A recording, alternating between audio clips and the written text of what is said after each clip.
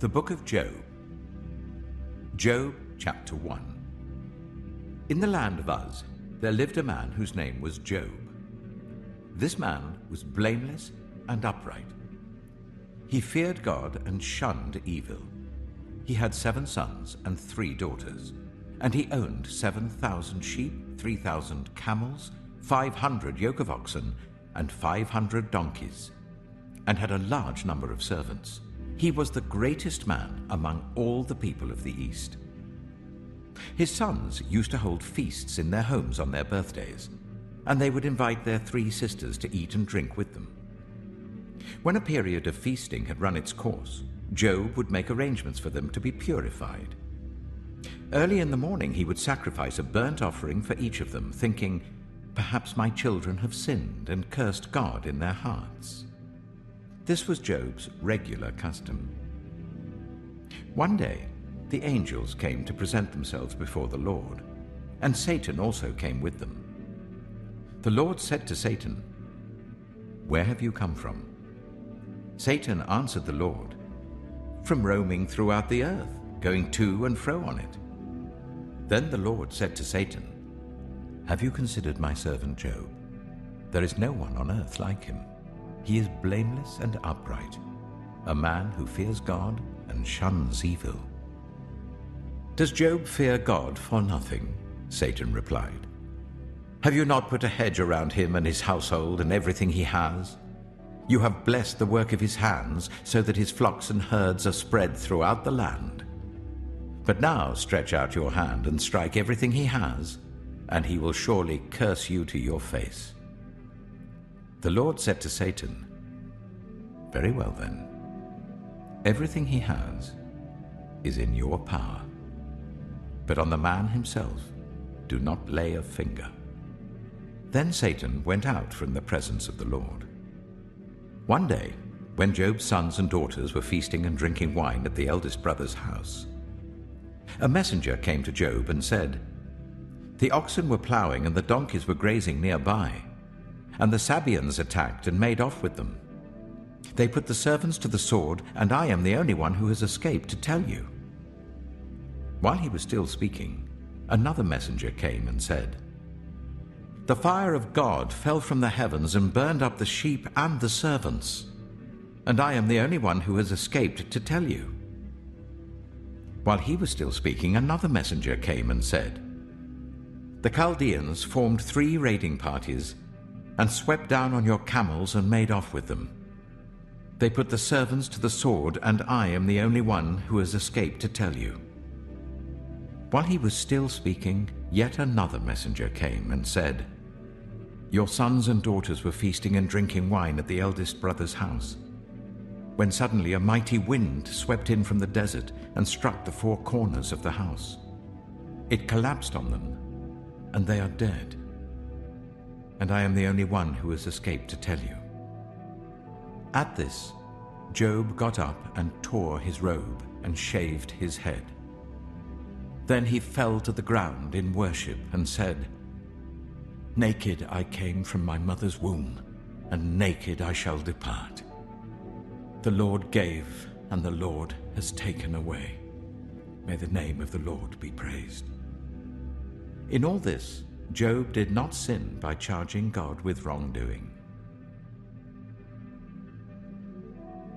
Job chapter 2. On another day, the angels came to present themselves before the Lord, and Satan also came with them to present himself before him. And the Lord said to Satan, "Where have you come from?" Satan answered the Lord, "From roaming throughout the earth, going to and fro on it." Then the Lord said to Satan, "Have you considered my servant Job? There is no one on earth like him. He is blameless and upright, a man who fears God and shuns evil. And he still maintains his integrity, though you incited me against him to ruin him without any reason." "Skin for skin," Satan replied. "A man will give all he has for his own life. But now stretch out your hand and strike his flesh and bones, and he will surely curse you to your face." The Lord said to Satan, "Very well then, he is in your hands. But you must spare his life. So Satan went out from the presence of the Lord and afflicted Job with painful sores from the soles of his feet to the crown of his head. Then Job took a piece of broken pottery and scraped himself with it as he sat among the ashes. His wife said to him, "Are you still maintaining your integrity? Curse God and die." He replied, "You are talking like a foolish woman. Shall we accept good from God and not trouble?" In all this, Job did not sin in what he said. When Job's 3 friends, Eliphaz the Temanite, Bildad the Shuhite, and Zophar the Naamathite, heard about all the troubles that had come upon him, they set out from their homes and met together by agreement to go and sympathize with him and comfort him. When they saw him from a distance, they could hardly recognize him. They began to weep aloud, and they tore their robes and sprinkled dust on their heads. Then they sat on the ground with him for 7 days and 7 nights. No one said a word to him, because they saw how great his suffering was. Job chapter 3. After this, Job opened his mouth and cursed the day of his birth. He said, "May the day of my birth perish, and the night that said a boy is conceived. That day, may it turn to darkness. May God above not care about it. May no light shine on it. May gloom and utter darkness claim it once more. May a cloud settle over it. May blackness overwhelm it. That night, may thick darkness seize it. May it not be included among the days of the year, nor be entered in any of the months. May that night be barren. May no shout of joy be heard in it. May those who curse days curse that day. Those who are ready to rouse Leviathan, may its morning stars become dark. May it wait for daylight in vain and not see the first rays of dawn. For it did not shut the doors of the womb on me, to hide trouble from my eyes. Why did I not perish at birth and die as I came from the womb? Why were there knees to receive me and breasts that I might be nursed? For now I would be lying down in peace. I would be asleep and at rest with kings and rulers of the earth who built for themselves places now lying in ruins, with princes who had gold, who filled their houses with silver. Or why was I not hidden away in the ground like a stillborn child, like an infant who never saw the light of day?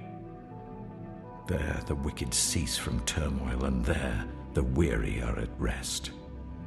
Captives also enjoy their ease. They no longer hear the slave drivers shout. The small and the great are there, and the slaves are freed from their owners. Why is light given to those in misery, and life to the bitter of soul, to those who long for death that does not come, who search for it more than for hidden treasure, who are filled with gladness and rejoice when they reach the grave? Why is life given to a man whose way is hidden, whom God has hedged in? For sighing has become my daily food, my groans pour out like water. What I feared has come upon me. What I dreaded has happened to me. I have no peace, no quietness. I have no rest, but only turmoil. Job chapter 4. Then Eliphaz the Temanite replied, "If someone ventures a word with you, will you be impatient? But who can keep from speaking? Think how you have instructed many, how you have strengthened feeble hands. Your words have supported those who stumbled, you have strengthened faltering knees. But now trouble comes to you, and you are discouraged. It strikes you, and you are dismayed. Should not your piety be your confidence, and your blameless ways your hope? Consider now, who being innocent has ever perished? Where were the upright ever destroyed? As I have observed, those who plough evil and those who sow trouble reap it. At the breath of God they perish. At the blast of his anger they are no more. The lions may roar and growl, yet the teeth of the great lions are broken. The lion perishes for lack of prey, and the cubs of the lioness are scattered. A word was secretly brought to me. My ears caught a whisper of it. Amid disquieting dreams in the night, when deep sleep falls on people, fear and trembling seized me and made all my bones shake. A spirit glided past my face, and the hair on my body stood on end. It stopped, but I could not tell what it was. A form stood before my eyes, and I heard a hushed voice. "Can a mortal be more righteous than God? Can even a strong man be more pure than his Maker?" If God places no trust in his servants, if he charges his angels with error, how much more those who live in houses of clay, whose foundations are in the dust, who are crushed more readily than a moth. Between dawn and dusk they are broken to pieces. Unnoticed they perish forever. Are not the cords of their tent pulled up, so that they die without wisdom? Job chapter 5. Call if you will, but who will answer you? To which of the holy ones will you turn? Resentment kills a fool, and envy slays the simple. I myself have seen a fool taking root, but suddenly his house was cursed. His children are far from safety, crushed in court without a defender. The hungry consume his harvest, taking it even from among thorns, and the thirsty pant after his wealth. For hardship does not spring from the soil, nor does trouble sprout from the ground. Yet man is born to trouble, as surely as sparks fly upwards. But if I were you, I would appeal to God. I would lay my cause before him. He performs wonders that cannot be fathomed, miracles that cannot be counted. He provides rain for the earth. He sends water on the countryside. The lowly he sets on high, and those who mourn are lifted to safety. He thwarts the plans of the crafty, so that their hands achieve no success. He catches the wise in their craftiness, and the schemes of the wily are swept away. Darkness comes upon them in the daytime. At noon they grope as in the night. He saves the needy from the sword in their mouth. He saves them from the clutches of the powerful. So the poor have hope, and injustice shuts its mouth. Blessed is the one whom God corrects. So do not despise the discipline of the Almighty. For he wounds, but he also binds up. He injures, but his hands also heal.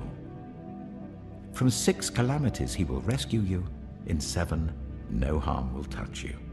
In famine he will deliver you from death, and in battle from the stroke of the sword. You will be protected from the lash of the tongue, and need not fear when destruction comes. You will laugh at destruction and famine, and need not fear the wild animals. For you will have a covenant with the stones of the field, and the wild animals will be at peace with you. You will know that your tent is secure. You will take stock of your property and find nothing missing. You will know that your children will be many, and your descendants like the grass of the earth. You will come to the grave in full vigor, like sheaves gathered in season. We have examined this, and it is true. So hear it and apply it to yourself. Job chapter 6. Then Job replied, "If only my anguish could be weighed, and all my misery be placed on the scales. It would surely outweigh the sand of the seas. No wonder my words have been impetuous.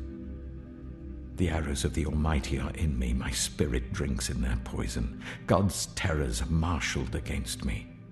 Does a wild donkey bray when it has grass, or an ox bellow when it has fodder?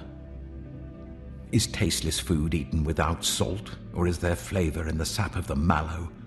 I refuse to touch it. Such food makes me ill. Oh, that I might have my request, that God would grant what I hope for, that God will be willing to crush me, to let loose his hand and cut off my life. Then I would still have this consolation, my joy in unrelenting pain. that I had not denied the words of the Holy One. What strength do I have that I should still hope? What prospects that I should be patient? Do I have the strength of stone? Is my flesh bronze? Do I have any power to help myself now that success has been driven from me? Anyone who withholds kindness from a friend forsakes the fear of the Almighty. But my brothers are as undependable as intermittent streams, as the streams that overflow when darkened by thawing ice and swollen with melting snow, but that stop flowing in the dry season and in the heat vanish from their channels. Caravans turn aside from their routes. They go off into the wasteland and perish. The caravans of Tema look for water. The traveling merchants of Sheba look in hope. They are distressed because they had been confident. They arrive there only to be disappointed. Now you too have proved to be of no help. You see something dreadful and are afraid.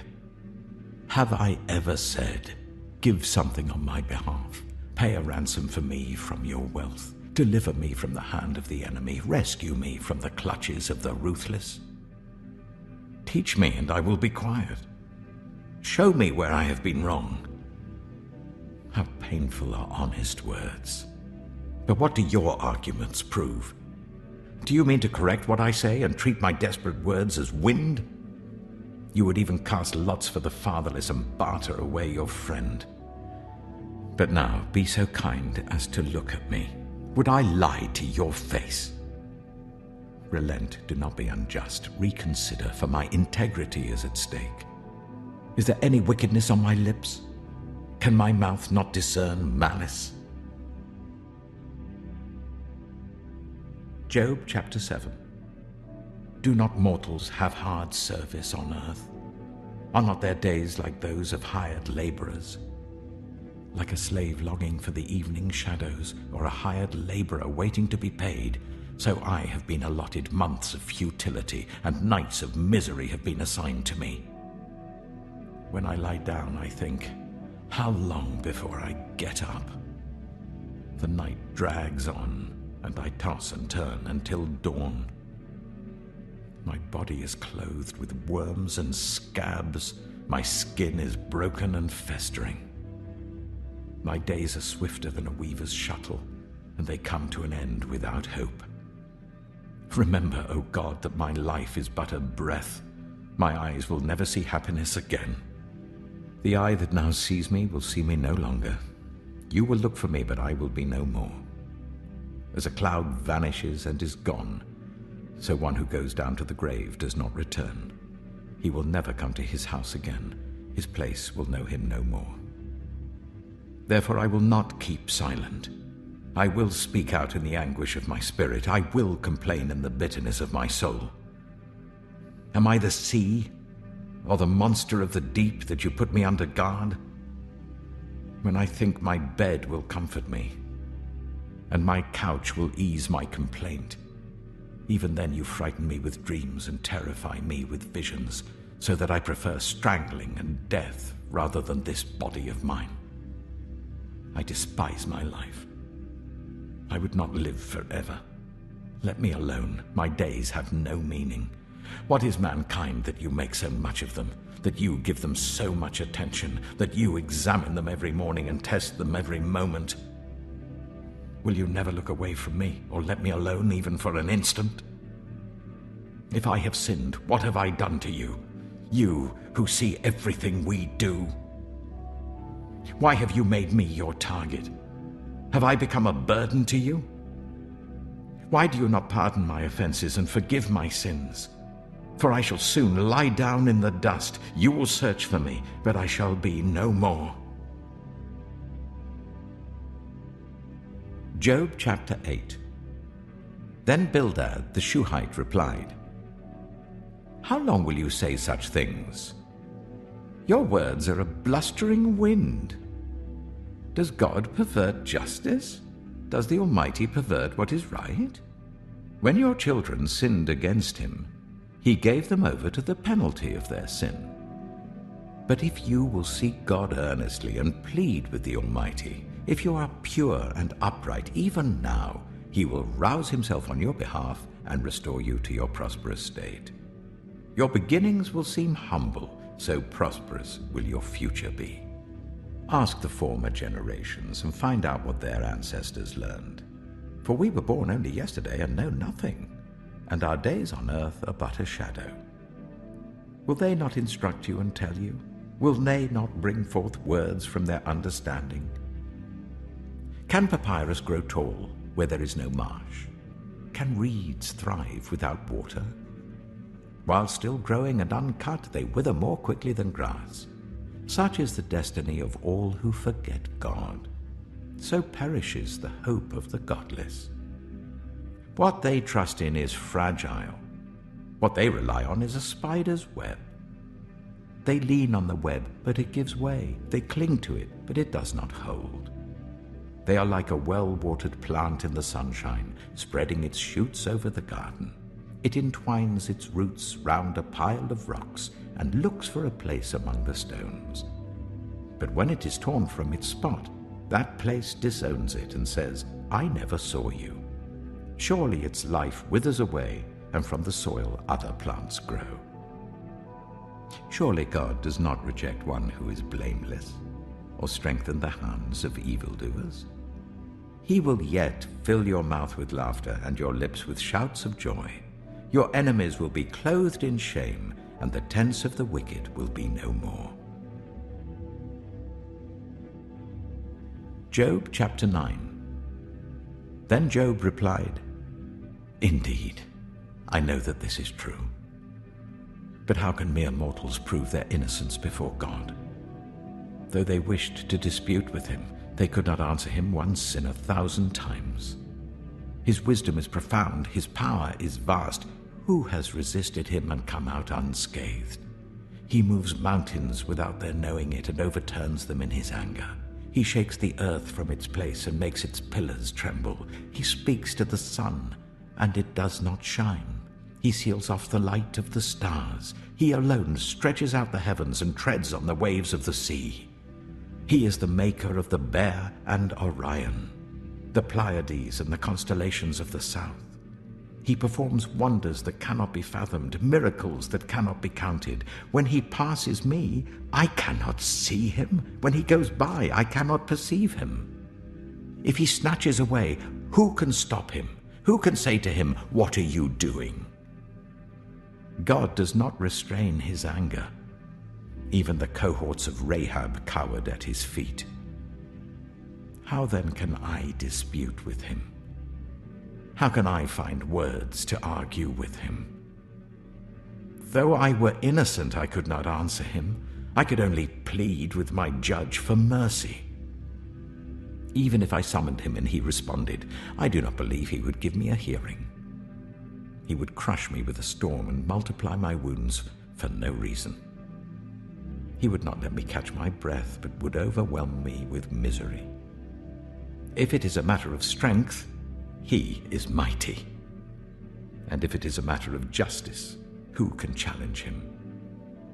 Even if I were innocent, my mouth would condemn me. If I were blameless, it would pronounce me guilty. Although I am blameless, I have no concern for myself. I despise my own life. It is all the same. That is why I say, he destroys both the blameless and the wicked. When a scourge brings sudden death, he mocks the despair of the innocent. When a land falls into the hands of the wicked, he blindfolds its judges. If it is not he, then who is it? My days are swifter than a runner. They fly away without a glimpse of joy.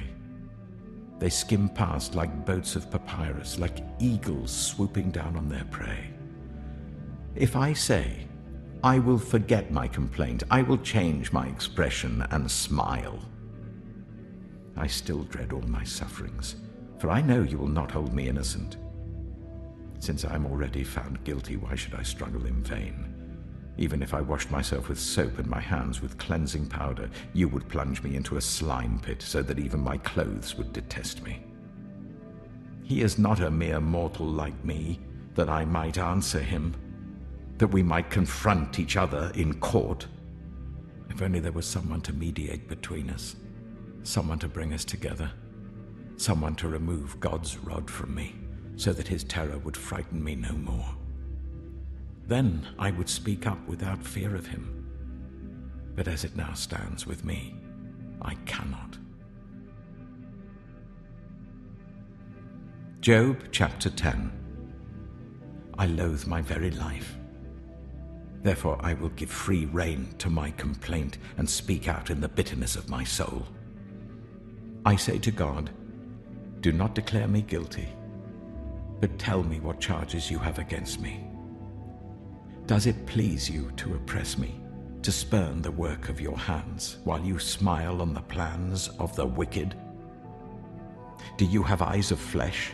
Do you see as a mortal sees? Are your days like those of a mortal, or your years like those of a strong man, that you must search out my faults and probe after my sin? Though you know that I am not guilty, and that no one can rescue me from your hand. Your hands shaped me and made me. Will you now turn and destroy me? Remember that you molded me like clay. Will you now turn me to dust again?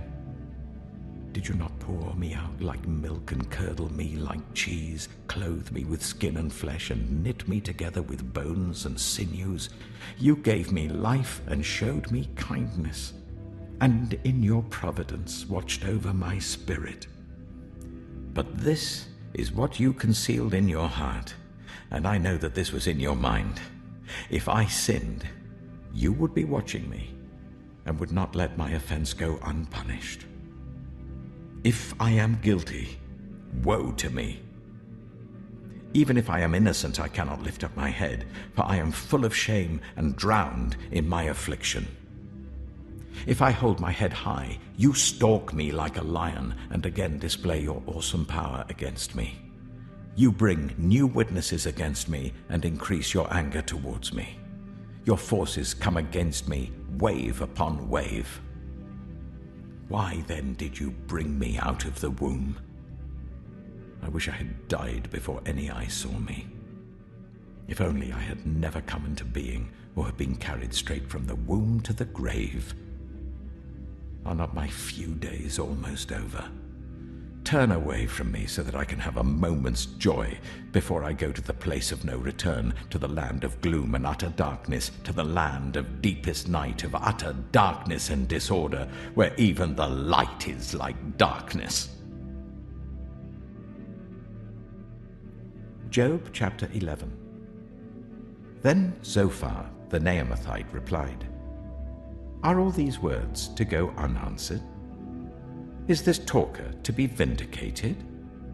Will your idle talk reduce others to silence? Will no one rebuke you when you mock? You say to God, my beliefs are flawless and I am pure in your sight. Oh, how I wish that God would speak, that he would open his lips against you and disclose to you the secrets of wisdom, for true wisdom has two sides. Know this, God has even forgotten some of your sin. Can you fathom the mysteries of God? Can you probe the limits of the Almighty? They are higher than the heavens above. What can you do? They are deeper than the depths below. What can you know? Their measure is longer than the earth and wider than the sea. If he comes along and confines you in prison and convenes a court, who can oppose him? Surely he recognizes deceivers, and when he sees evil, does he not take note? But the witless can no more become wise than a wild donkey's colt can be born human. Yet, if you devote your heart to him and stretch out your hands to him, if you put away the sin that is in your hand and allow no evil to dwell in your tent, then, free of fault, you will lift up your face.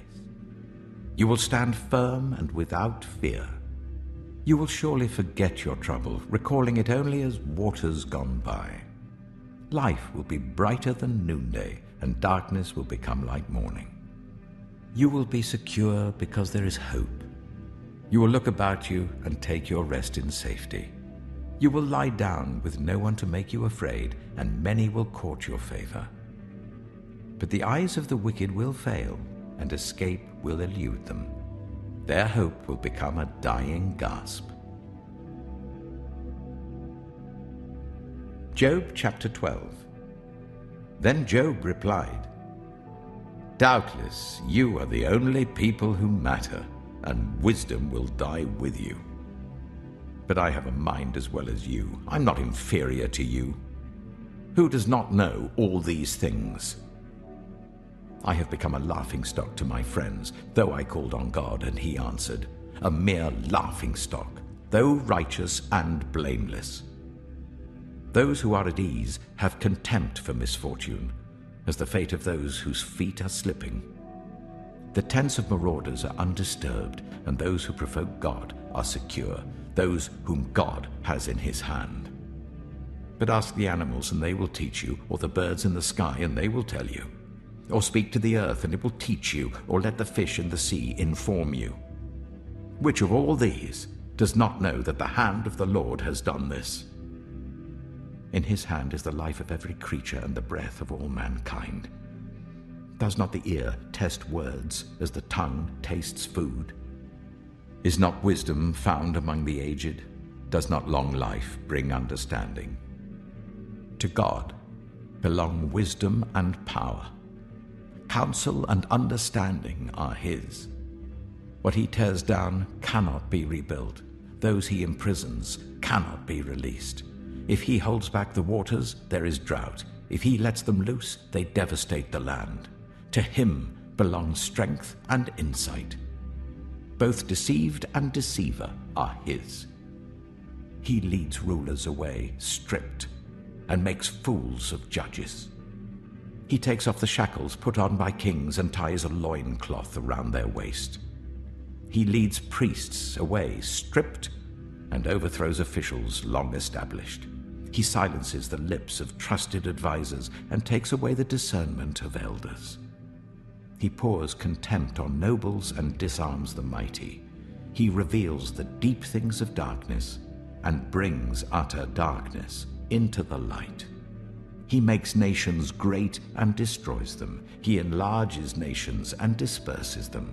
He deprives the leaders of the earth of their reason. He makes them wander in a trackless waste.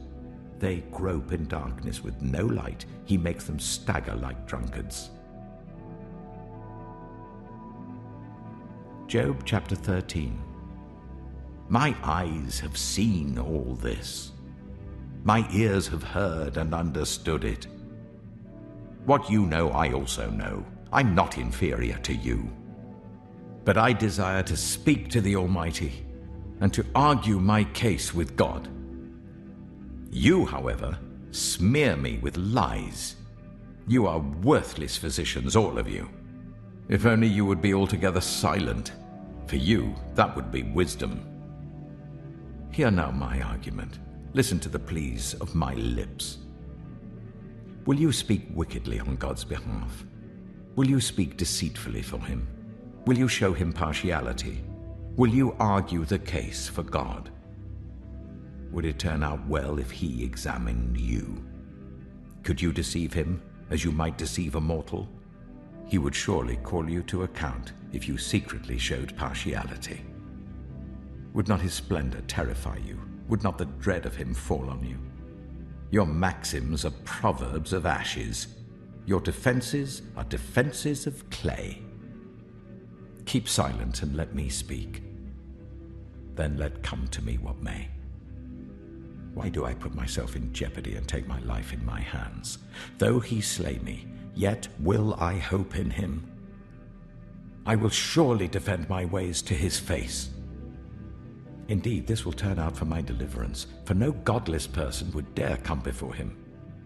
Listen carefully to what I say. Let my words ring in your ears. Now that I have prepared my case, I know I will be vindicated. Can anyone bring charges against me? If so, I will be silent and die. Only grant me these two things, God, and then I will not hide from you. Withdraw your hand far from me, and stop frightening me with your terrors. Then summon me and I will answer, or let me speak, and you reply to me. How many wrongs and sins have I committed? Show me my offense and my sin. Why do you hide your face and consider me your enemy? Will you torment a wind-blown leaf? Will you chase after dry chaff? For you write down bitter things against me and make me reap the sins of my youth. You fasten my feet in shackles. You keep close watch on all my paths by putting marks on the soles of my feet. So man wastes away like something rotten, like a garment eaten by moths. Job chapter 14. Mortals, born of woman, are of few days and full of trouble. They spring up like flowers and wither away, like fleeting shadows. They do not endure. Do you fix your eye on them? Will you bring them before you for judgment? Who can bring what is pure from the impure? No one. A person's days are determined.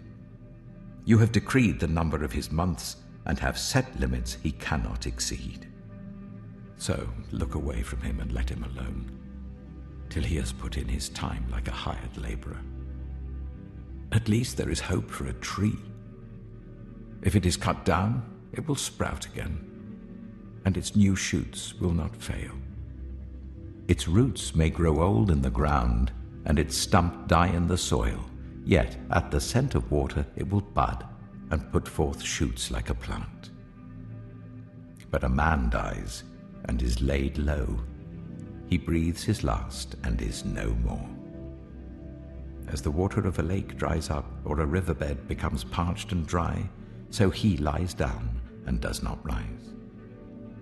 Till the heavens are no more, people will not awake or be roused from their sleep. If only you would hide me in the grave, and conceal me till your anger has passed. If only you would set me a time and then remember me. If someone dies, will they live again? All the days of my hard service I will wait for my renewal to come. You will call, and I will answer you.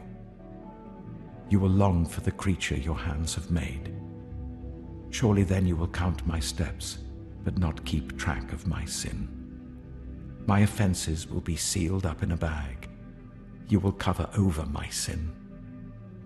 But as a mountain erodes and crumbles, and as a rock is moved from its place, as water wears away stones and torrents wash away the soil, so you destroy a person's hope.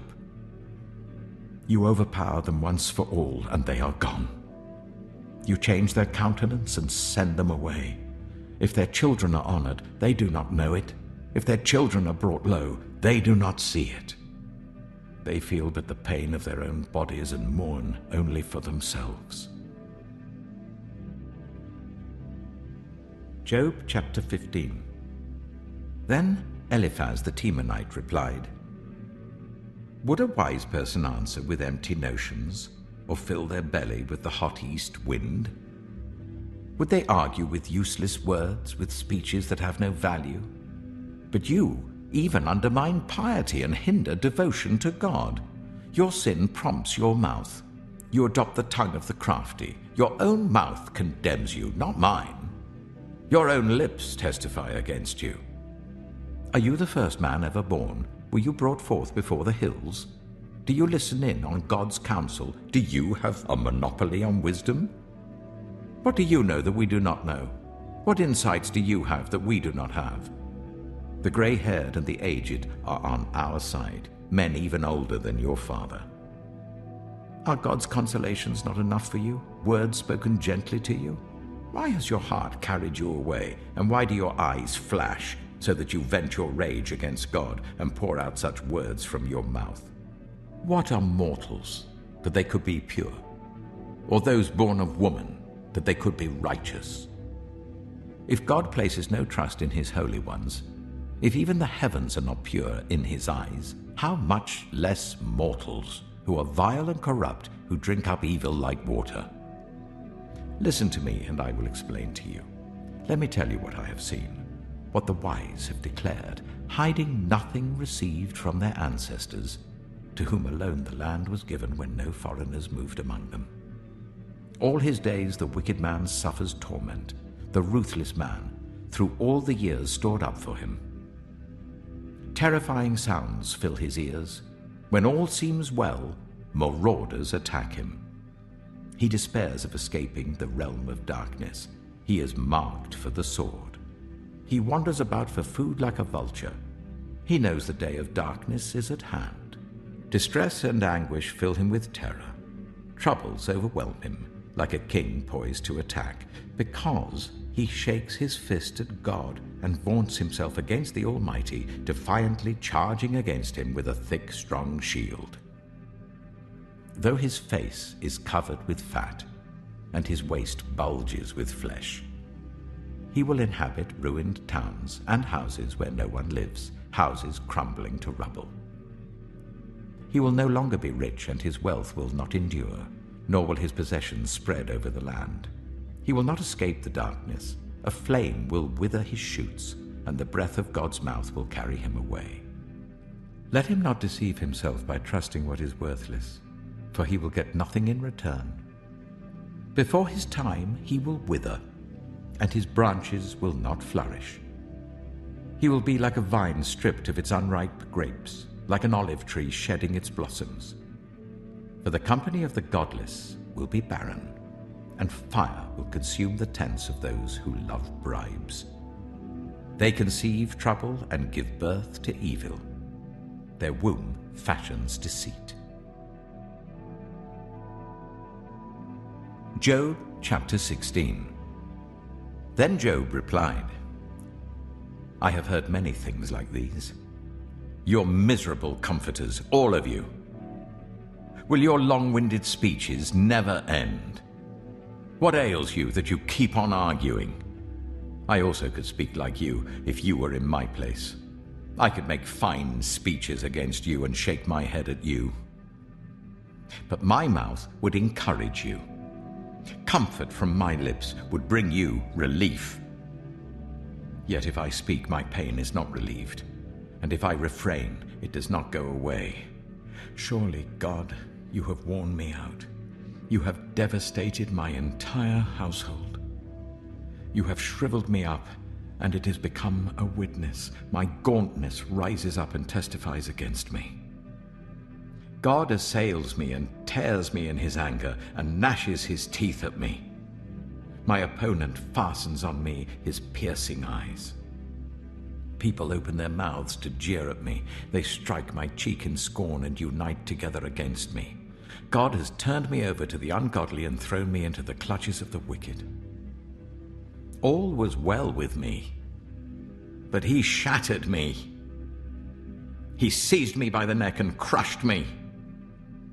He has made me his target. His archers surround me. Without pity, he pierces my kidneys and spills my gall on the ground. Again and again he bursts upon me. He rushes at me like a warrior. I have sewed sackcloth over my skin and buried my brow in the dust. My face is red with weeping. Dark shadows ring my eyes. Yet my hands have been free of violence, and my prayer is pure. Earth, do not cover my blood. May my cry never be laid to rest. Even now my witness is in heaven. My advocate is on high. My intercessor is my friend, as my eyes pour out tears to God. On behalf of a man, he pleads with God as one pleads for a friend. Only a few years will pass before I take the path of no return. Job chapter 17. My spirit is broken, my days are cut short, the grave awaits me. Surely mockers surround me. My eyes must dwell on their hostility. Give me, O God, the pledge you demand. Who else will put up security for me?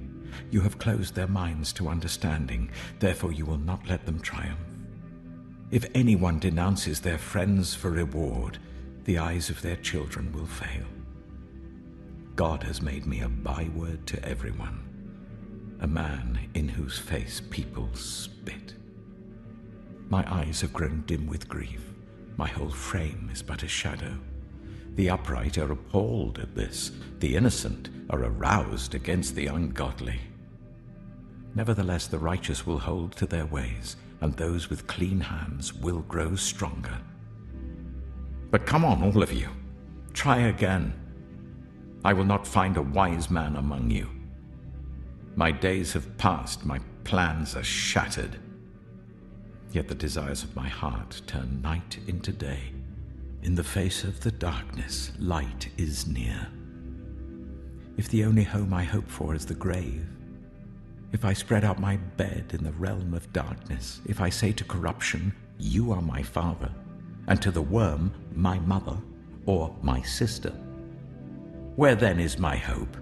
Who can see any hope for me? Will it go down to the gates of death? Will we descend together into the dust? Job chapter 18. Then Bildad the Shuhite replied, "When will you end these speeches? Be sensible, and then we can talk. Why are we regarded as cattle and considered stupid in your sight, you who tear yourself to pieces in your anger? Is the earth to be abandoned for your sake, or must the rocks be moved from their place? The lamp of a wicked man is snuffed out, the flame of his fire stops burning. The light in his tent becomes dark, the lamp beside him goes out. The vigor of his step is weakened, his own schemes throw him down. His feet thrust him into a net, he wanders into its mesh. A trap seizes him by the heel, a snare holds him fast. A noose is hidden for him on the ground, a trap lies in his path. Terrors startle him on every side and dog his every step. Calamity is hungry for him. Disaster is ready for him when he falls. It eats away parts of his skin. Death's firstborn devours his limbs. He is torn from the security of his tent and marched off to the king of terrors. Fire resides in his tent. Burning sulfur is scattered over his dwelling. His roots dry up below, and his branches wither above. The memory of him perishes from the earth. He has no name in the land. He is driven from light into the realm of darkness and is banished from the world. He has no offspring or descendants among his people, no survivor where once he lived. People of the west are appalled at his fate. Those of the east are seized with horror. Surely such is the dwelling of an evil man. Such is the place of one who does not know God. Job chapter 19. Then Job replied, "How long will you torment me and crush me with words? 10 times now you have reproached me. Shamelessly you attack me. If it is true that I have gone astray, my error remains my concern alone. If indeed you would exalt yourselves above me and use my humiliation against me, then know that God has wronged me and drawn his net around me. Though I cry, 'Violence,' I get no response. Though I call for help, there is no justice. He has blocked my way so that I cannot pass. He has shrouded my paths in darkness. He has stripped me of my honor and removed the crown from my head. He tears me down on every side till I am gone. He uproots my hope like a tree. His anger burns against me. He counts me among his enemies. His troops advance in force.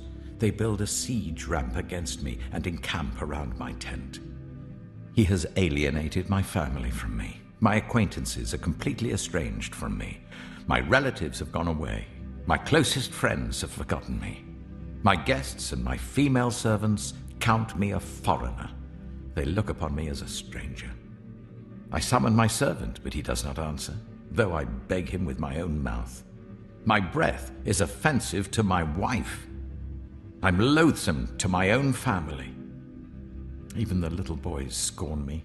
When I appear, they ridicule me. All my intimate friends detest me. Those I love have turned against me. I am nothing but skin and bones. I have escaped only by the skin of my teeth. Have pity on me, my friends. Have pity, for the hand of God has struck me. Why do you pursue me as God does? Will you never get enough of my flesh? Oh, that my words were recorded, that they were written on a scroll, that they were inscribed with an iron tool on lead or engraved in rock forever. I know that my Redeemer lives, and that in the end he will stand on the earth. And after my skin has been destroyed, yet in my flesh I will see God. I myself will see him with my own eyes, I and not another. How my heart yearns within me. If you say, "How we will hound him, since the root of the trouble lies in him," you should fear the sword yourselves. For wrath will bring punishment by the sword, and then you will know that there is judgment. Job chapter 20. Then Zophar the Naamathite replied, "My troubled thoughts prompt me to answer because I am greatly disturbed. I hear a rebuke that dishonors me, and my understanding inspires me to reply. Surely you know how it has been from old, ever since mankind was placed on the earth, that the mirth of the wicked is brief, the joy of the godless lasts but a moment.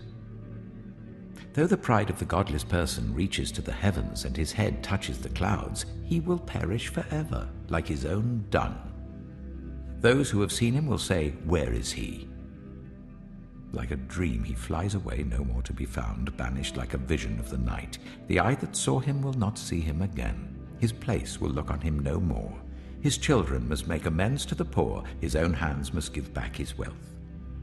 The youthful vigor that fills his bones will lie with him in the dust. Though evil is sweet in his mouth and he hides it under his tongue, though he cannot bear to let it go and lets it linger in his mouth, yet his food will turn sour in his stomach. It will become the venom of serpents within him. He will spit out the riches he swallowed. God will make his stomach vomit them up.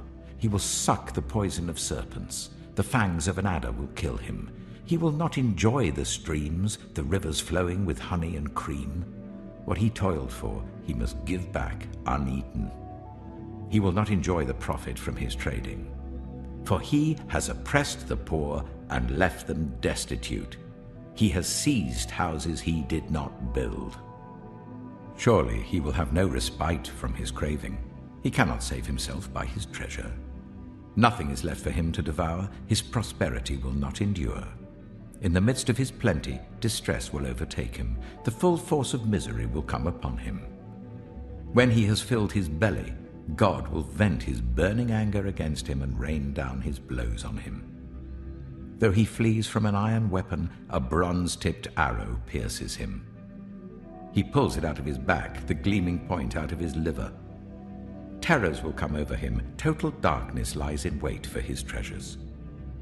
A fire unfanned will consume him and devour what is left in his tent. The heavens will expose his guilt. The earth will rise up against him. A flood will carry off his house, rushing waters on the day of God's wrath. Such is the fate God allots the wicked, the heritage appointed for them by God.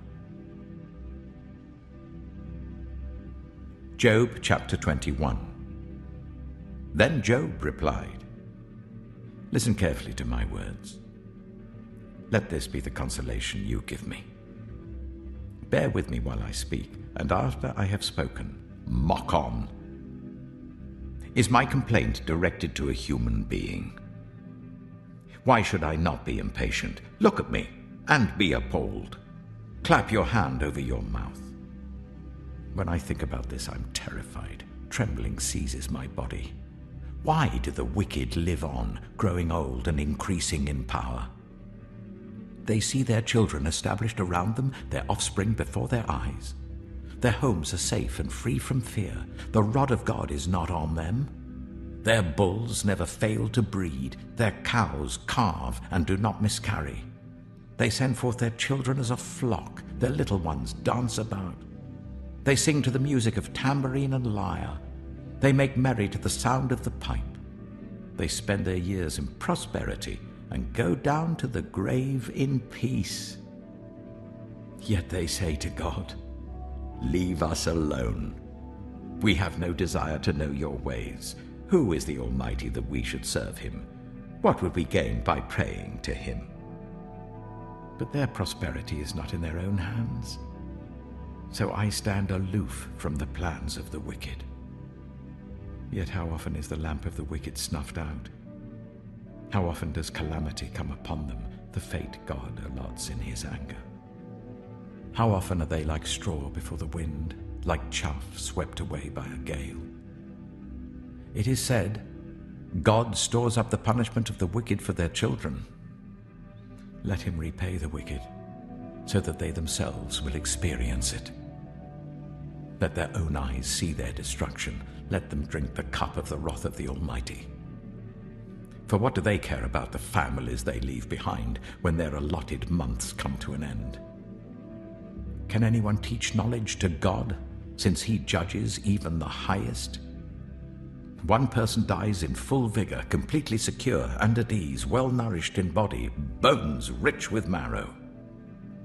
Another dies in bitterness of soul, never having enjoyed anything good.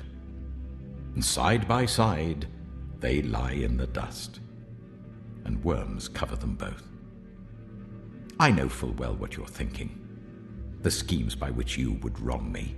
You say, "Where now is the house of the great, the tents where the wicked lived?" Have you never questioned those who travel? Have you paid no regard to their accounts? That the wicked are spared from the day of calamity, that they are delivered from the day of wrath? Who denounces their conduct to their face? Who repays them for what they have done? They are carried to the grave, and watch is kept over their tombs. The soil in the valley is sweet to them. Everyone follows after them, and a countless throng goes before them. So how can you console me with your nonsense? Nothing is left of your answers but falsehood.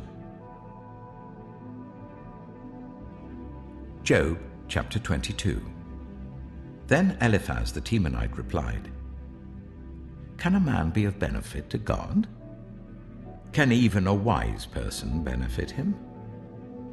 What pleasure would it give the Almighty if you were righteous? What would he gain if your ways were blameless?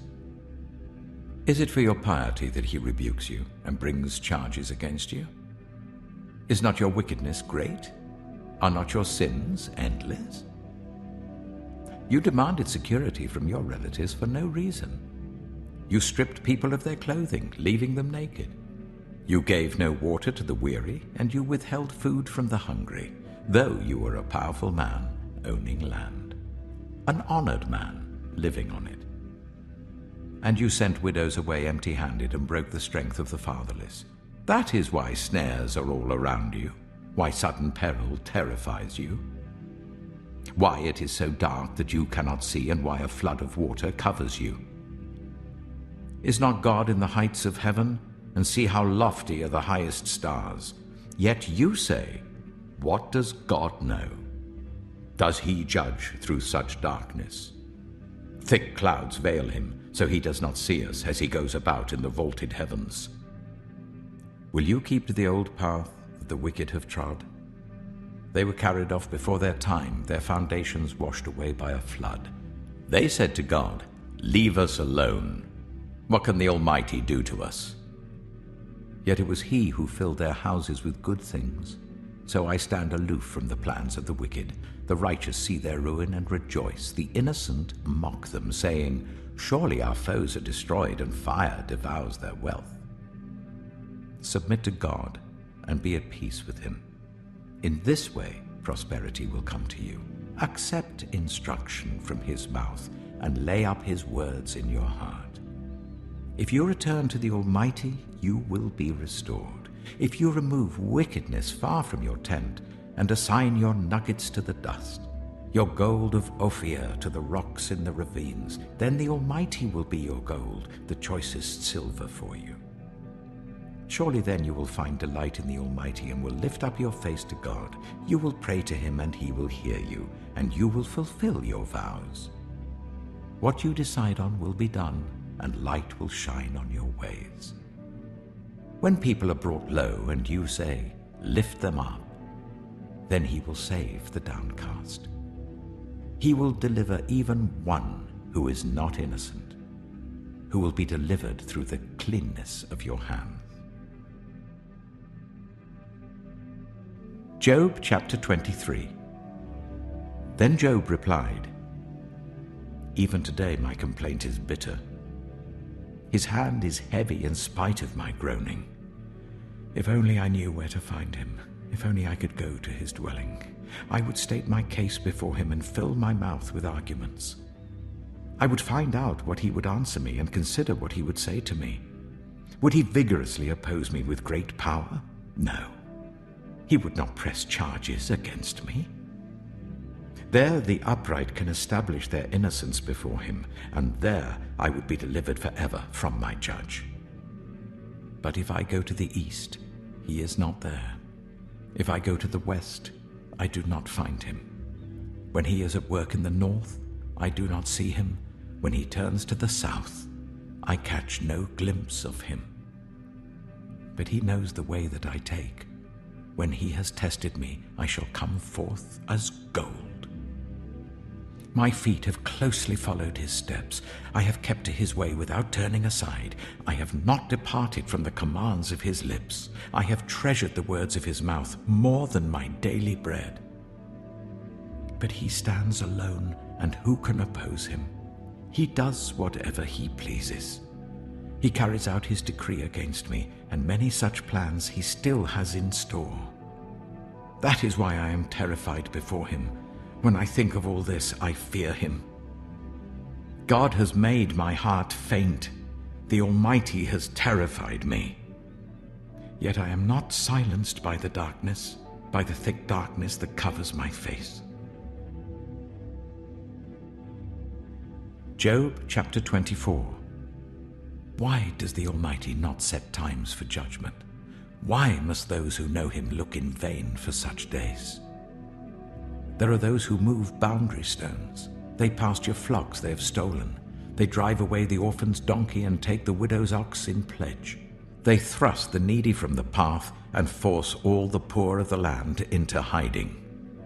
Like wild donkeys in the desert, the poor go about their labor of foraging food. The wasteland provides food for their children. They gather fodder in the fields and glean in the vineyards of the wicked. Lacking clothes, they spend the night naked. They have nothing to cover themselves in the cold. They are drenched by mountain rains and hug the rocks for lack of shelter. The fatherless child is snatched from the breast. The infant of the poor is seized for a debt. Lacking clothes, they go about naked. They carry the sheaves but still go hungry. They crush olives among the terraces. They tread the wine presses, yet suffer thirst. The groans of the dying rise from the city, and the souls of the wounded cry out for help. But God charges no one with wrongdoing. There are those who rebel against the light, who do not know its ways or stay in its paths. When daylight is gone, the murderer rises up, kills the poor and needy, and in the night steals forth like a thief. The eye of the adulterer watches for dusk. He thinks, no eye will see me, and he keeps his face concealed. In the dark, thieves break into houses, but by day they shut themselves in. They want nothing to do with the light. For all of them, midnight is their morning. They make friends with the terrors of darkness. Yet they are foam on the surface of the water. Their portion of the land is cursed, so that no one goes to the vineyards. As heat and drought snatch away the melted snow, so the grave snatches away those who have sinned. The womb forgets them, the worm feasts on them. The wicked are no longer remembered, but are broken like a tree. They prey on the barren and childless woman, and to the widow they show no kindness. But God drags away the mighty by his power. Though they become established, they have no assurance of life. He may let them rest in a feeling of security, but his eyes are on their ways. For a little while they are exalted, and then they are gone.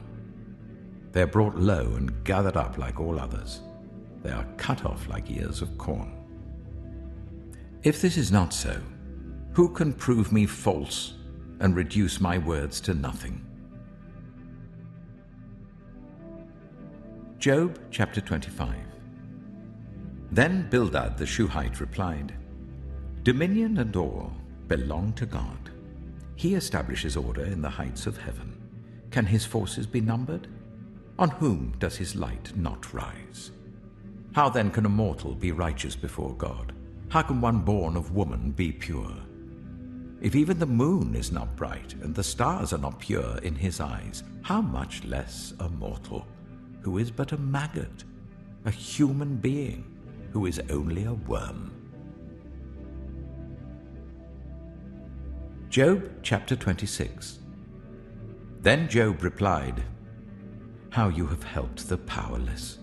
How you have saved the arm that is feeble! What advice you have offered to one without wisdom, and what great insight you have displayed! Who has helped you utter these words, and whose spirit spoke from your mouth? The dead are in deep anguish, those beneath the waters and all that live in them. The realm of the dead is naked before God. Destruction lies uncovered. He spreads out the northern skies over empty space. He suspends the earth over nothing. He wraps up the waters in his clouds, yet the clouds do not burst under their weight. He covers the face of the full moon, spreading his clouds over it. He marks out the horizon on the face of the waters for a boundary between light and darkness. The pillars of the heavens quake, aghast at his rebuke.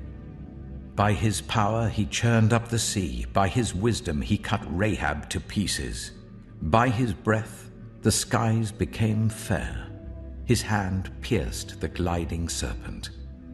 And these are but the outer fringe of his works. How faint the whisper we hear of him! Who then can understand the thunder of his power? Job chapter 27. And Job continued his discourse.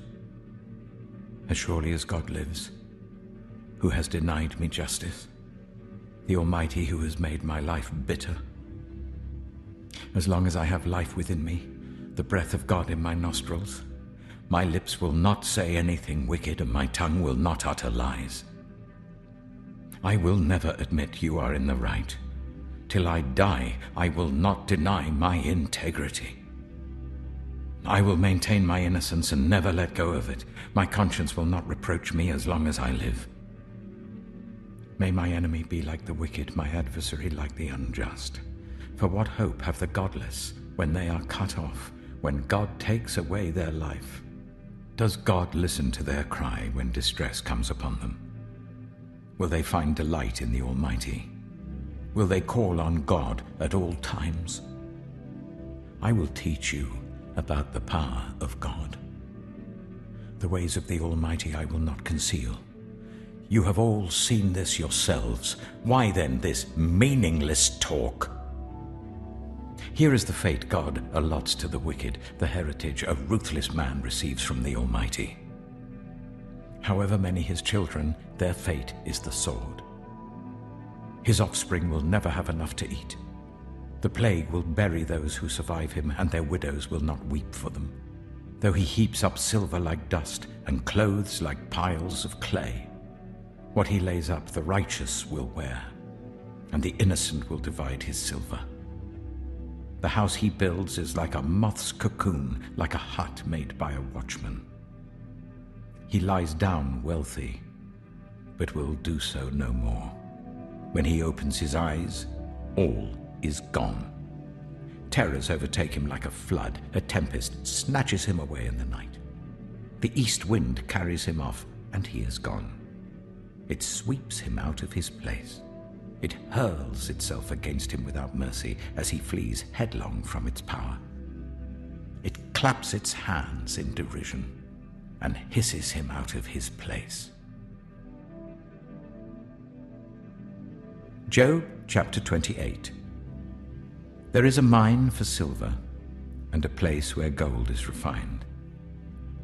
Iron is taken from the earth and copper is smelted from ore.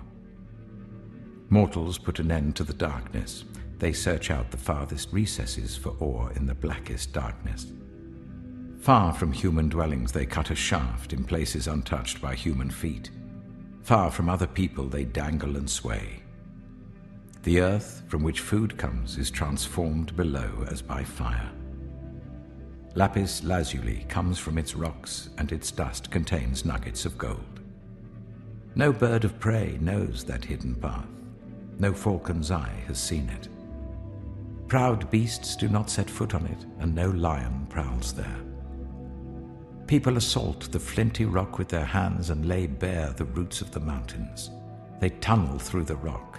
Their eyes see all its treasures.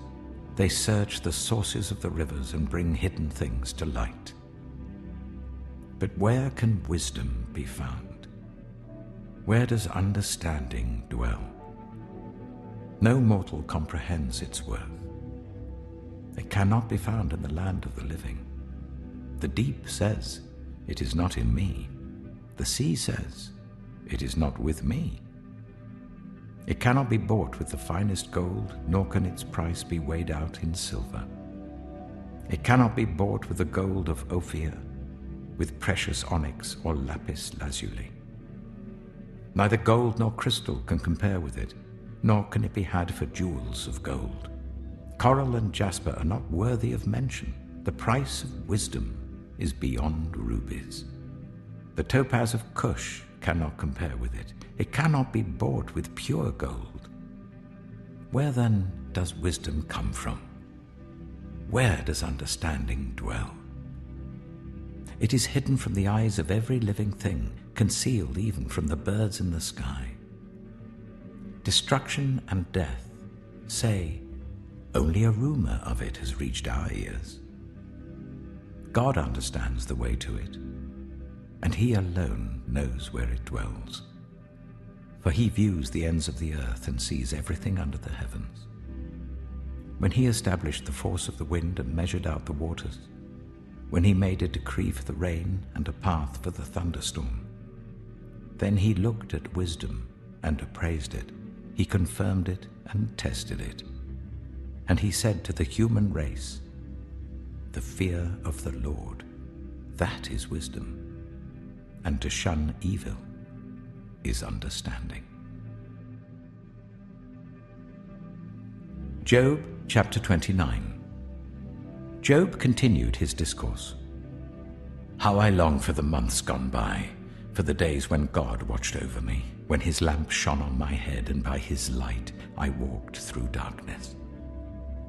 Oh, for the days when I was in my prime, when God's intimate friendship blessed my house, when the Almighty was still with me and my children were around me, when my path was drenched with cream and the rock poured out for me streams of olive oil.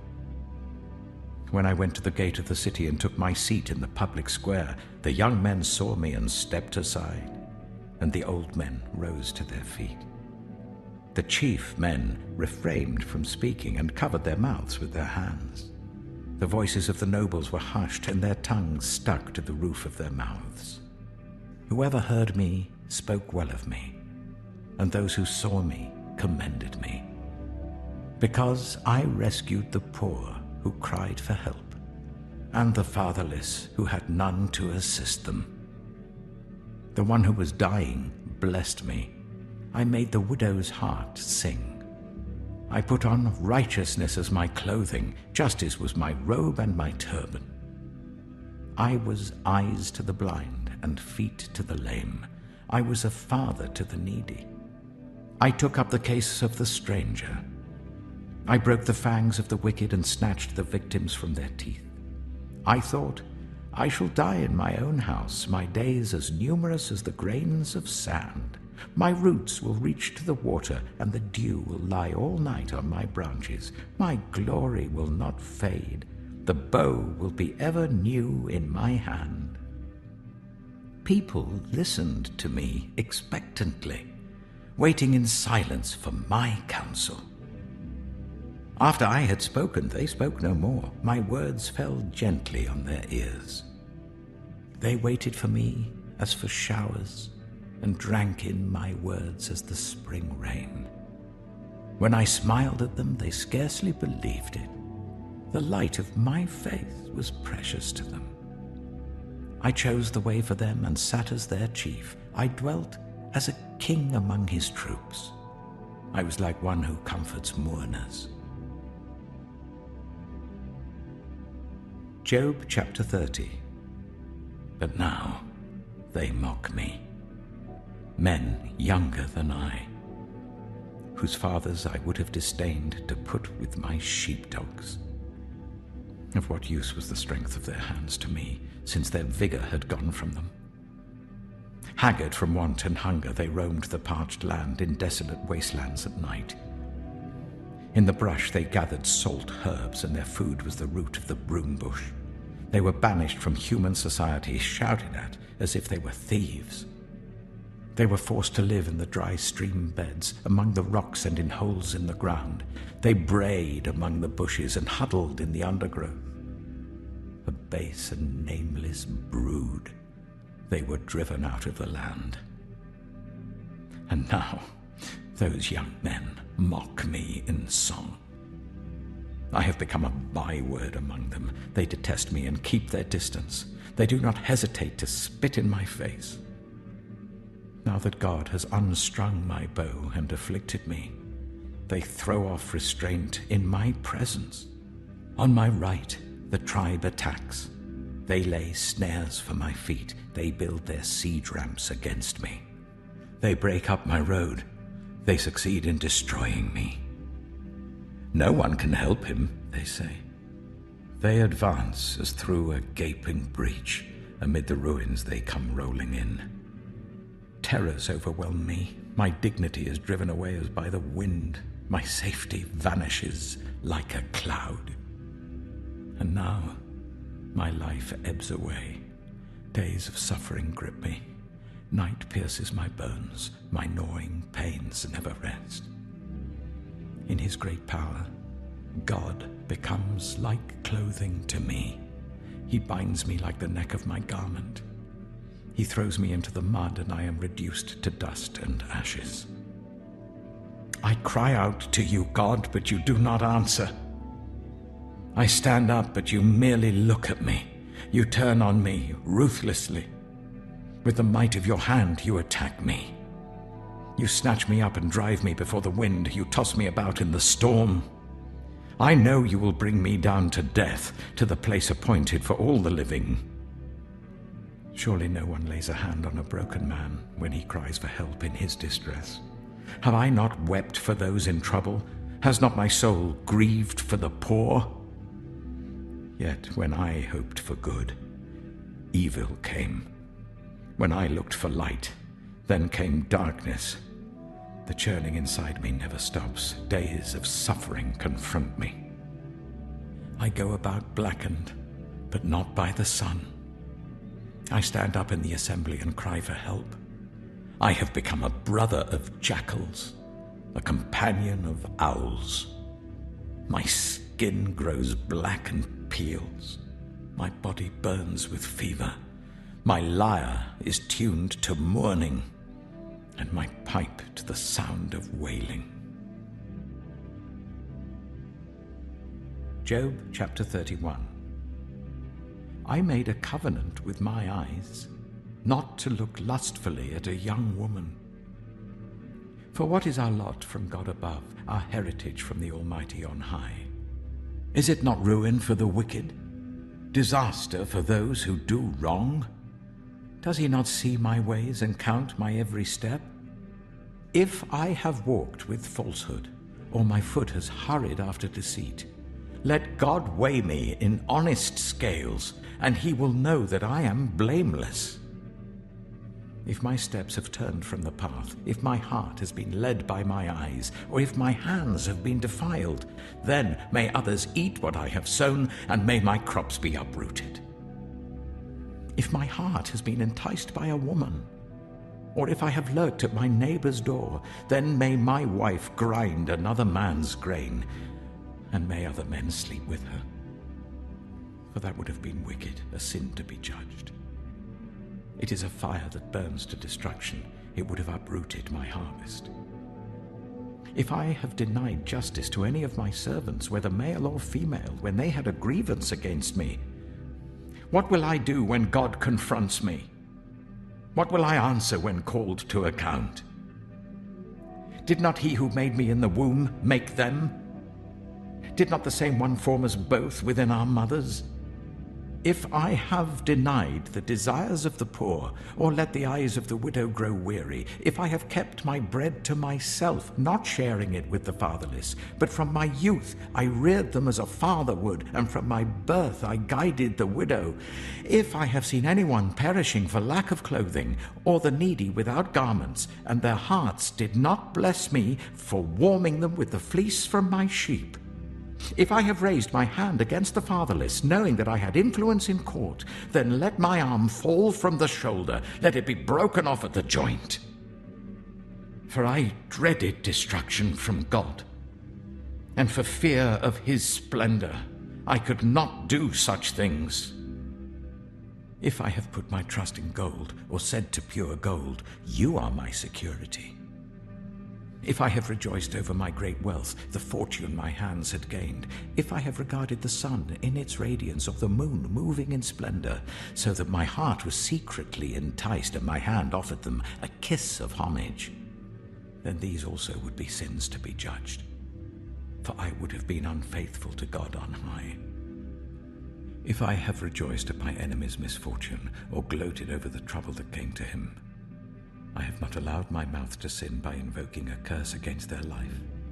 If those of my household have never said, who has not been filled with Job's meat? But no stranger had to spend the night in the street, for my door was always open to the traveler.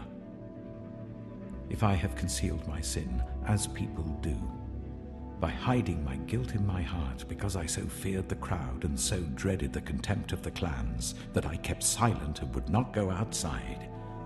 Oh, that I had someone to hear me. I sign now my defense. Let the Almighty answer me. Let my accuser put his indictment in writing. Surely I would wear it on my shoulder. I would put it on like a crown. I would give him an account of my every step. I would present it to him as to a ruler.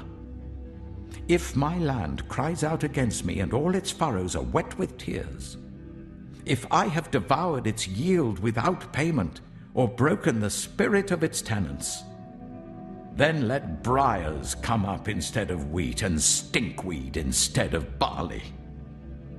The words of Job are ended. Job chapter 32. So these three men stopped answering Job, because he was righteous in his own eyes. But Elihu, son of Barachel, the Buzite of the family of Ram, became very angry with Job for justifying himself rather than God. He was also angry with the three friends because they had found no way to refute Job, and yet had condemned him. Now Elihu had waited before speaking to Job because they were older than he. But when he saw that the three men had nothing more to say, his anger was aroused. So Elihu, son of Barachel, the Buzite, said, I am young in years, and you are old. That is why I was fearful, not daring to tell you what I know. I thought age should speak, advanced years should teach wisdom.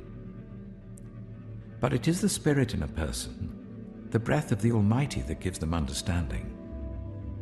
It is not only the old who are wise, not only the aged who understand what is right. Therefore I say, listen to me. I too will tell you what I know. I waited while you spoke. I listened to your reasoning. While you were searching for words, I gave you my full attention. But not one of you has proved Job wrong. None of you has answered his arguments. Do not say, "We have found wisdom." Let God, not a man, refute him. But Job has not marshaled his words against me, and I will not answer him with your arguments. They are dismayed and have no more to say. Words have failed them. Must I wait now that they are silent, now that they stand there with no reply? I too will have my say. I too will tell what I know. For I am full of words, and the spirit within me compels me. Inside I'm like bottled up wine, like new wineskins ready to burst. I must speak and find relief. I must open my lips and reply. I will show no partiality, nor will I flatter anyone. For if I were skilled in flattery, my Maker would soon take me away. Job chapter 33. But now, Job, listen to my words. Pay attention to everything I say. I am about to open my mouth. My words are on the tip of my tongue. My words come from an upright heart. My lips sincerely speak what I know. The Spirit of God has made me. The breath of the Almighty gives me life. Answer me then, if you can. Stand up and argue your case before me. I am the same as you, in God's sight. I too am a piece of clay. No fear of me should alarm you, nor should my hand be heavy on you. But you have said in my hearing, I heard the very words, I am pure, I have done no wrong. I am clean and free from sin. Yet God has found fault with me. He considers me his enemy. He fastens my feet in shackles. He keeps close watch on all my paths. But I tell you, in this you are not right. For God is greater than any mortal. Why do you complain to him that he responds to no one's words? For God does speak, now one way, now another, though no one perceives it.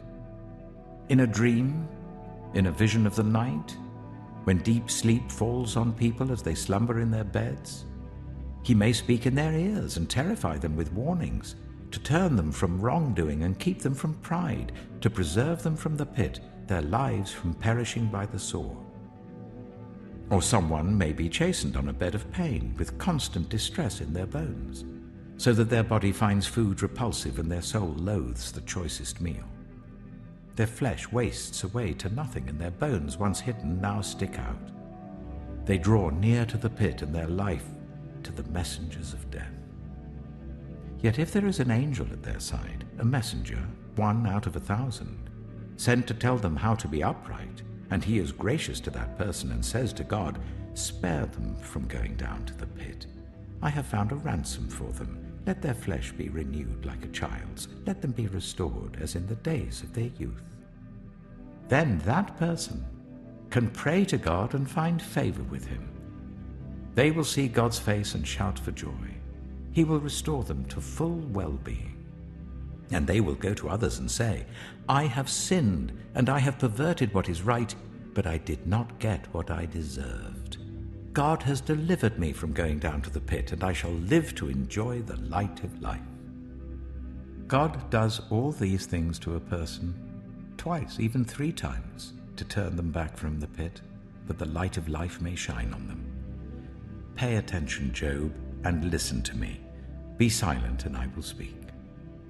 If you have anything to say, answer me. Speak up, for I want to vindicate you. But if not, then listen to me. Be silent, and I will teach you wisdom. Job chapter 34. Then Elihu said, Hear my words, you wise men. Listen to me, you men of learning. For the ear tests words as the tongue tastes food. Let us discern for ourselves what is right. Let us learn together what is good. Job says, I am innocent, but God denies me justice. Although I am right, I am considered a liar. Although I am guiltless, his arrow inflicts an incurable wound. Is there anyone like Job who drinks scorn like water? He keeps company with evildoers. He associates with the wicked, for he says, there is no profit in trying to please God. So listen to me, you men of understanding. Far be it from God to do evil, from the Almighty to do wrong. He repays everyone for what they have done. He brings on them what their conduct deserves. It is unthinkable that God would do wrong, that the Almighty would pervert justice. Who appointed him over the earth? Who put him in charge of the whole world? If it were his intention and he withdrew his spirit and breath, all humanity would perish together and mankind would return to the dust. If you have understanding, hear this. Listen to what I say. Can someone who hates justice govern? Will you condemn the just and mighty one? Is he not the one who says to kings, "You are worthless," and to nobles, "You are wicked"? Who shows no partiality to princes and does not favor the rich over the poor, for they are all the work of his hands? They die in an instant, in the middle of the night. The people are shaken and they pass away. The mighty are removed without human hand. His eyes are on the ways of mortals. He sees their every step. There is no deep shadow, no utter darkness where evildoers can hide. God has no need to examine men further, that they should come before him for judgment. Without inquiry, he shatters the mighty and sets up others in their place. Because he takes note of their deeds, he overthrows them in the night and they are crushed. He punishes them for their wickedness where everyone can see them, because they turned from following him and had no regard for any of his ways. They caused the cry of the poor to come before him so that he heard the cry of the needy. But if he remains silent, who can condemn him? If he hides his face, who can see him? Yet he is over individual and nation alike, to keep the godless from ruling, from laying snares for the people. Suppose someone says to God, "I am guilty but will offend no more.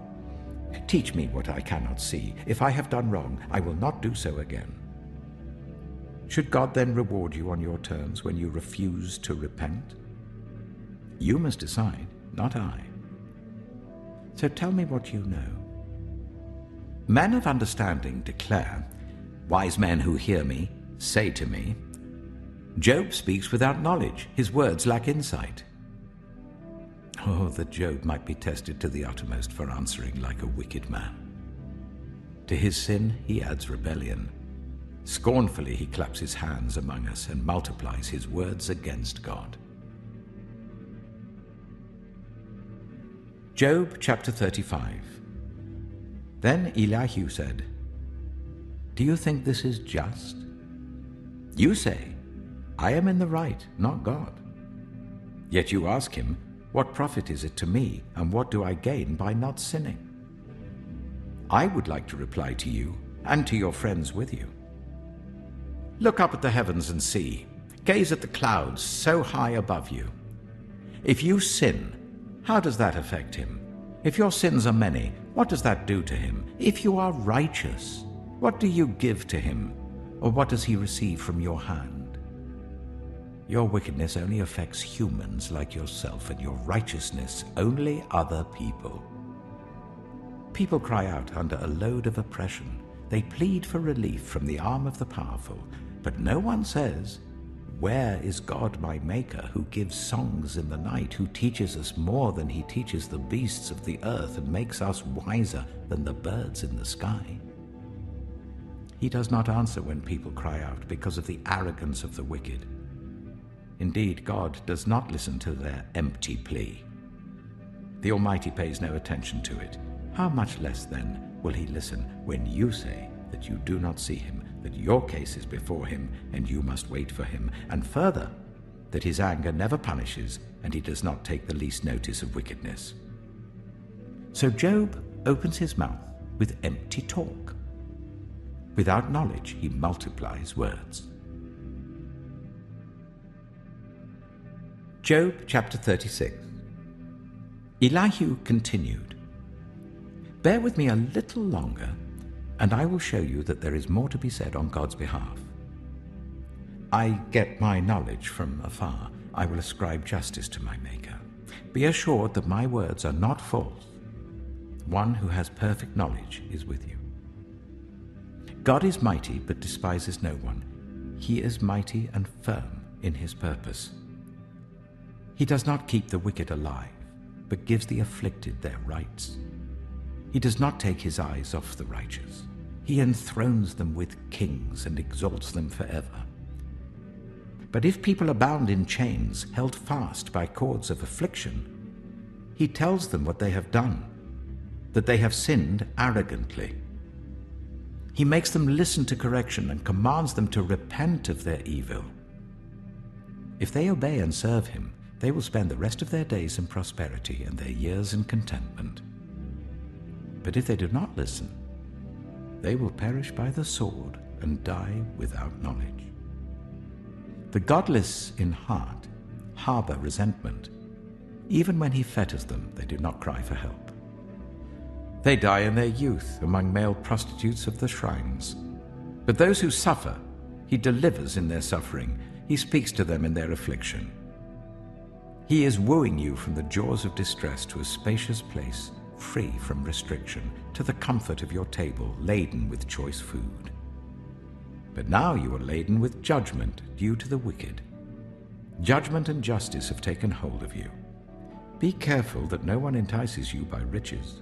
Do not let a large bribe turn you aside. Would your wealth, or even all your mighty efforts, sustain you, so you would not be in distress? Do not long for the night to drag people away from their homes. Beware of turning to evil, which you seem to prefer to affliction. God is exalted in his power. Who is a teacher like him? Who has prescribed his ways for him, or said to him, "You have done wrong"?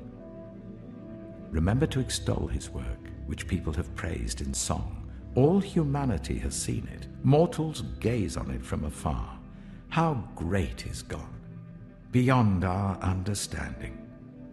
The number of his years is past finding out. He draws up the drops of water which distill as rain to the streams. The clouds pour down their moisture and abundant showers fall on mankind. Who can understand how he spreads out the clouds, how he thunders from his pavilion? See how he scatters his lightning about him, bathing the depths of the sea. This is the way he governs the nations and provides food in abundance. He fills his hands with lightning and commands it to strike its mark. His thunder announces the coming storm. Even the cattle make known its approach. Job chapter 37. At this, my heart pounds and leaps from its place. Listen. Listen to the roar of his voice, to the rumbling that comes from his mouth. He unleashes his lightning beneath the whole heaven and sends it to the ends of the earth. After that comes the sound of his roar. He thunders with his majestic voice. When his voice resounds, he holds nothing back. God's voice thunders in marvelous ways. He does great things beyond our understanding.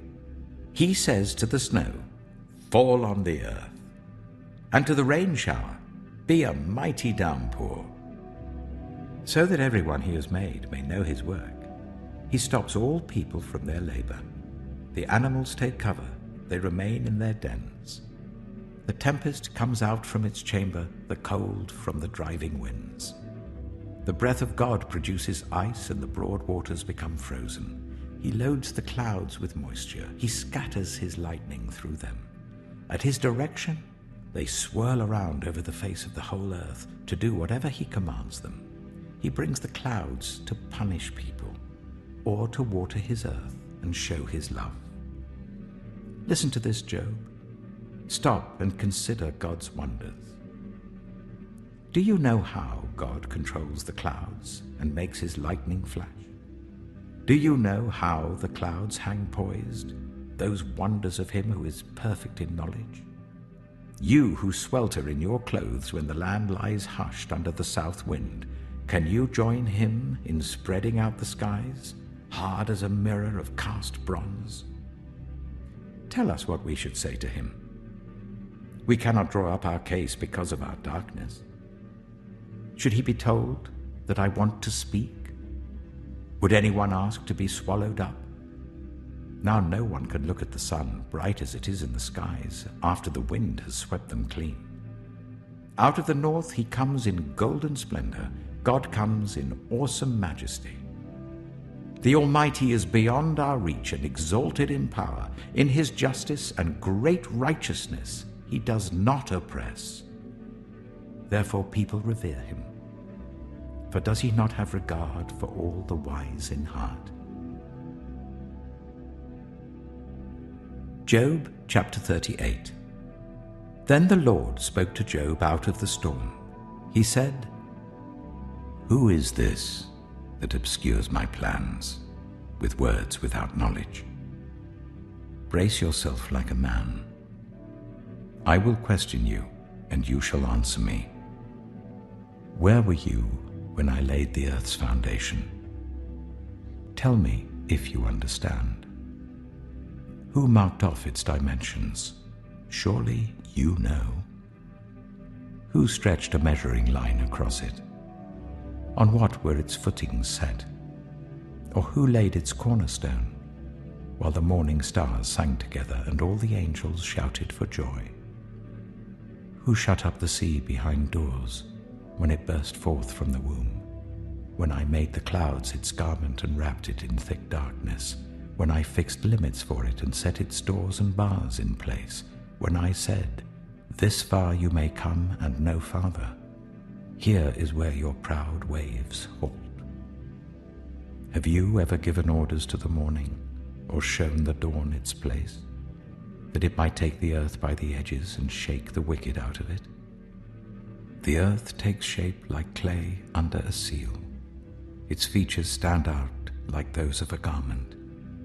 The wicked are denied their light, and their upraised arm is broken. Have you journeyed to the springs of the sea, or walked in the recesses of the deep? Have the gates of death been shown to you? Have you seen the gates of the deepest darkness? Have you comprehended the vast expanses of the earth? Tell me if you know all this.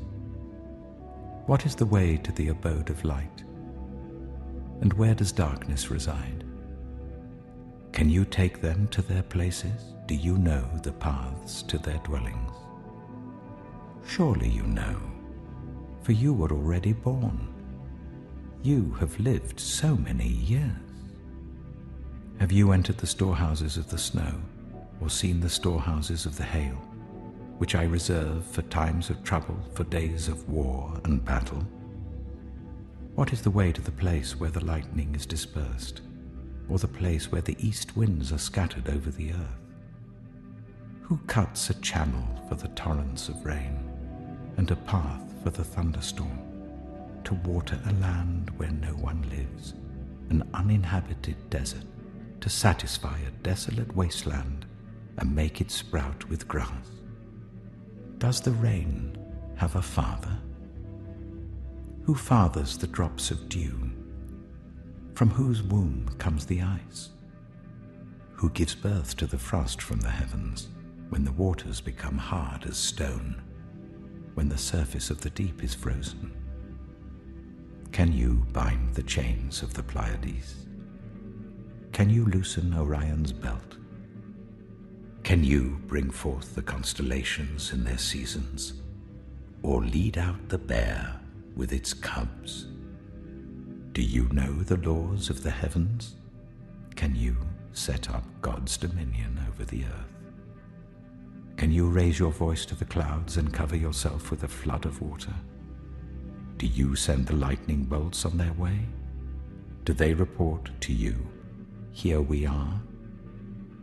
Who gives the ibis wisdom, or gives the cockerel understanding? Who has the wisdom to count the clouds? Who can tip over the water jars of the heavens when the dust becomes hard and the clods of earth stick together? Do you hunt the prey for the lioness and satisfy the hunger of the lions when they crouch in their dens or lie in wait in a thicket? Who provides food for the raven when its young cry out to God and wander about for lack of food. Job chapter 39. Do you know when the mountain goats give birth? Do you watch when the doe bears her fawn? Do you count the months till they bear? Do you know the time they give birth? They crouch down and bring forth their young. Their labor pains are ended. Their young thrive and grow strong in the wilds.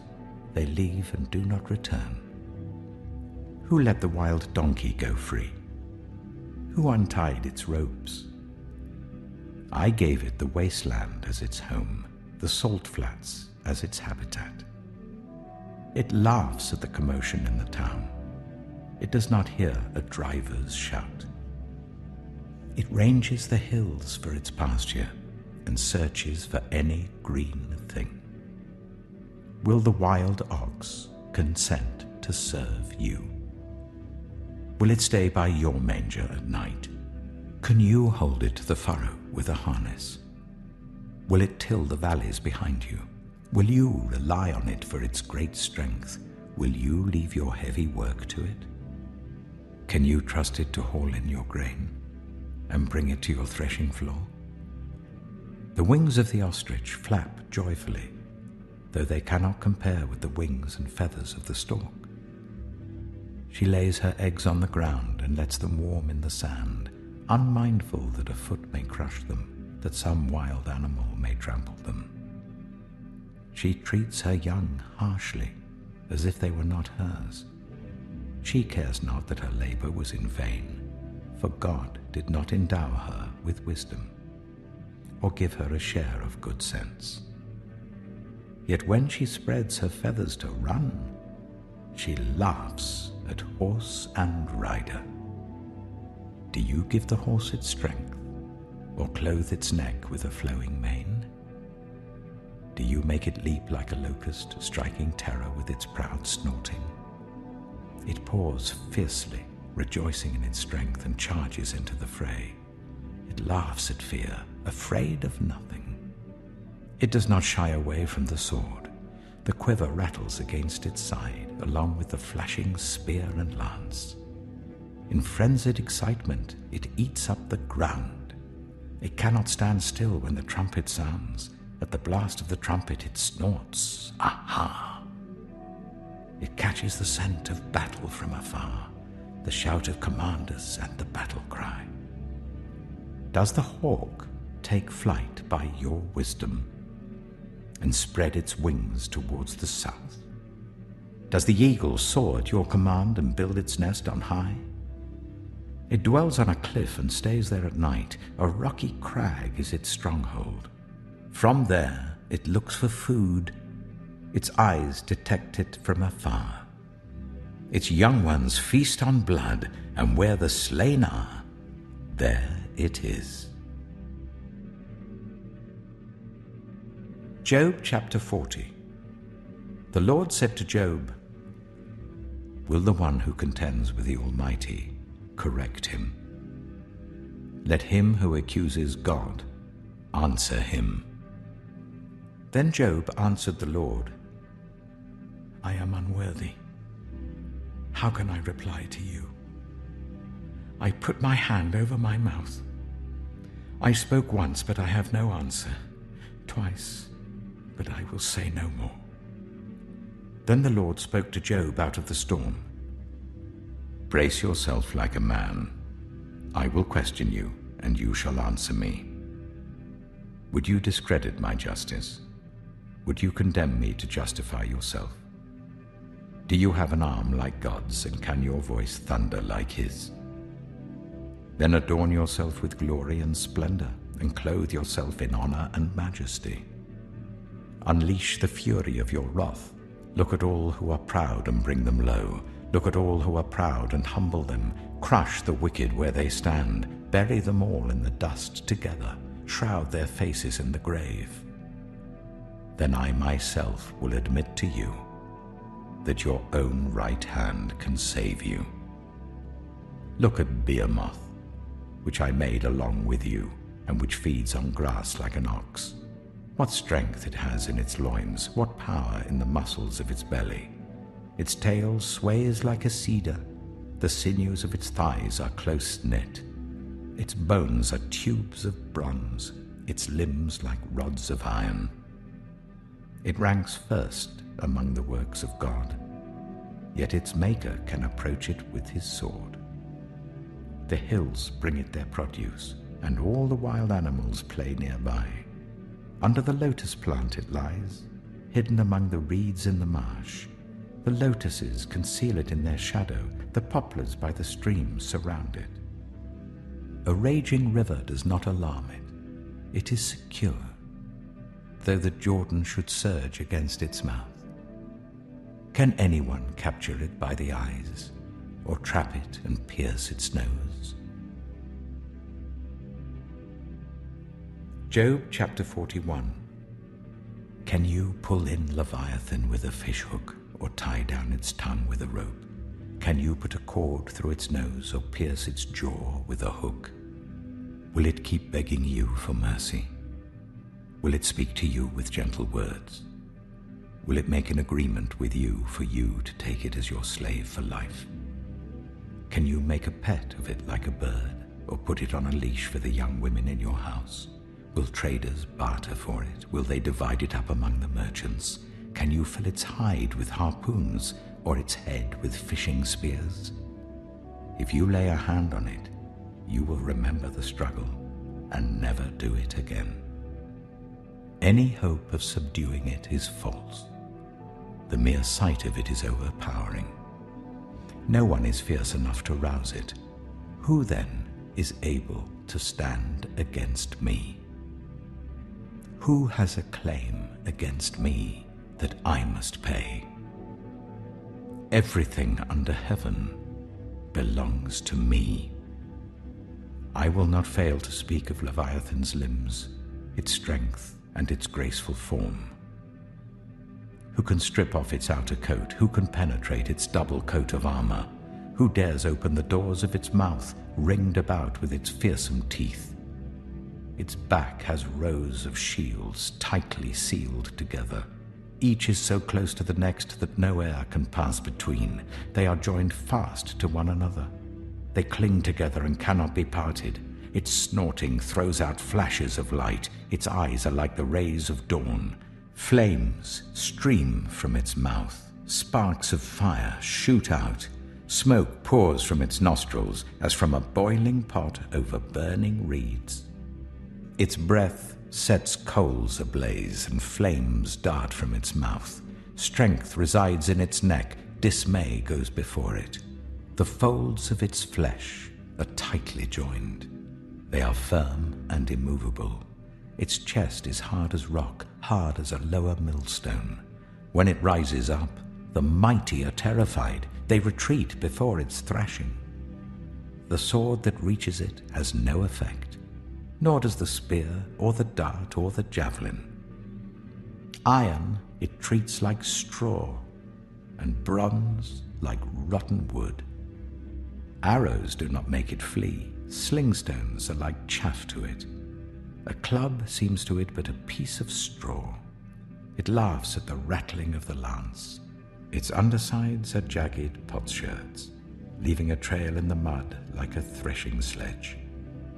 It makes the depths churn like a boiling cauldron and stirs up the sea like a pot of ointment. It leaves a glistening wake behind it. One would think the deep had white hair. Nothing on earth is its equal, a creature without fear. It looks down on all that are haughty. It is king over all that are proud. Job chapter 42. Then Job replied to the Lord, I know that you can do all things. No purpose of yours can be thwarted. You asked, who is this that obscures my plans without knowledge? Surely I spoke of things I did not understand, things too wonderful for me to know. You said, listen now, and I will speak. I will question you, and you shall answer me. My ears had heard of you, but now my eyes have seen you. Therefore I despise myself and repent in dust and ashes. After the Lord had said these things to Job, he said to Eliphaz the Temanite, I am angry with you and your 2 friends, because you have not spoken the truth about me as my servant Job has.